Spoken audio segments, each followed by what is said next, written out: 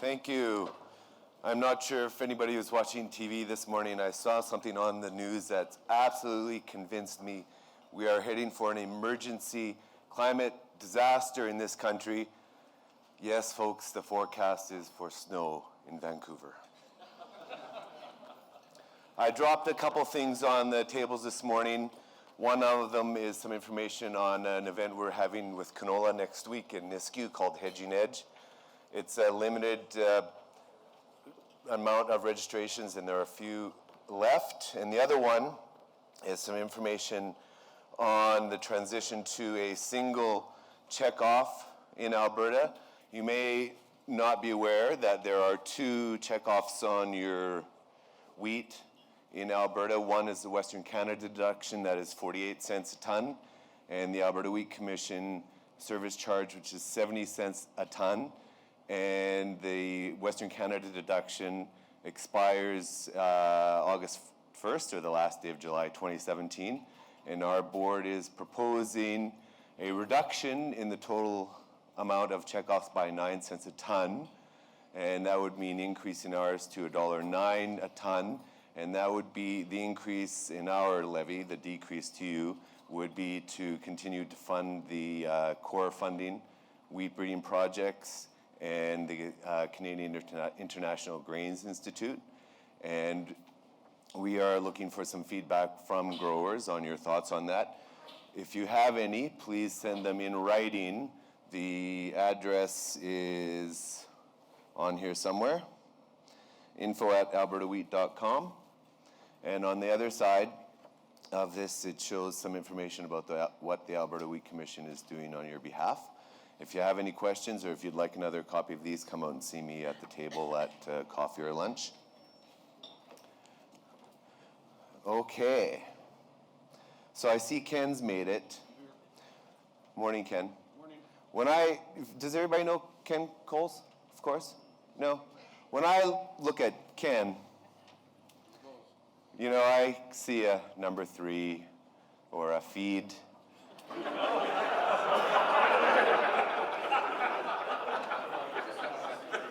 Well, is that a little bit too generous? But in talking to his family, they grade him a little bit better at a number 2 or number 1. And his staff, or I should say coworkers, because Ken treats his staff as coworkers, consider him a number 1, although he's got a little bit of mildew on top. So you can't judge a book by its cover. So,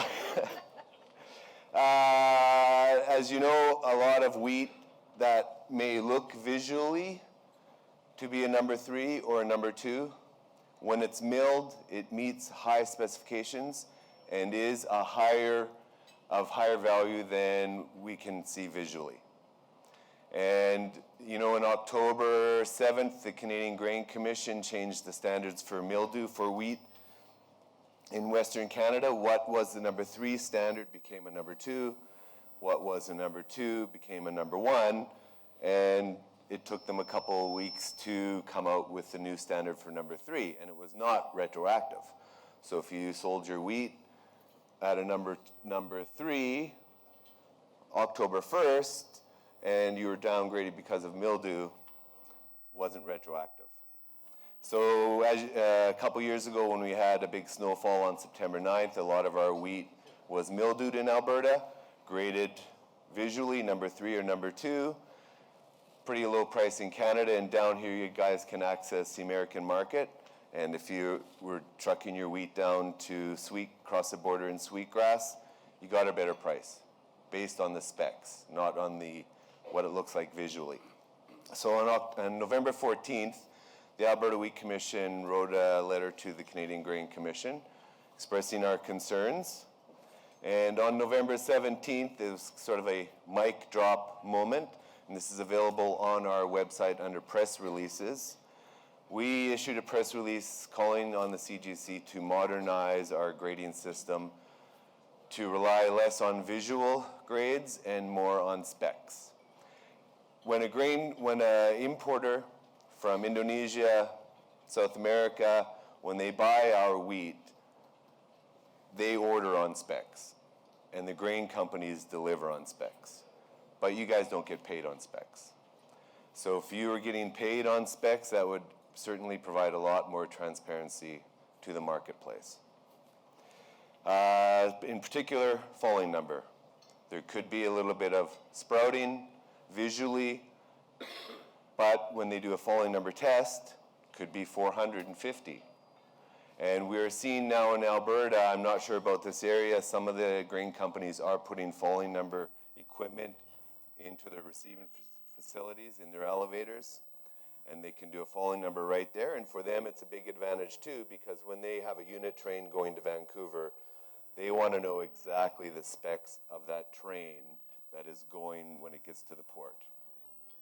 So with that in mind, with the falling number equipment already being implemented, we thought you guys should be getting paid on falling number.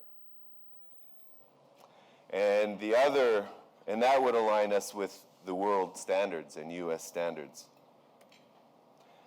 And the other one is Fusarium gramineae, and I know we don't have any in Alberta.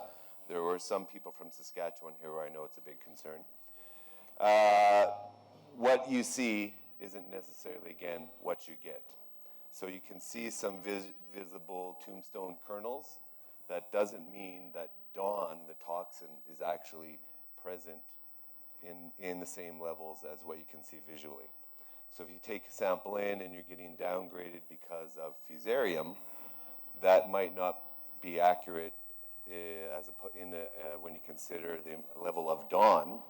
And we are recommending now for Alberta growers, if you have an issue with DON and you're being downgraded and you're not satisfied, you can certainly send your sample away and if you're being downgraded by visual inspection for Fusarium, you can send your wheat sample away and get a DON rating and then shop that wheat around to the highest bidder based on DON and not Fusarium.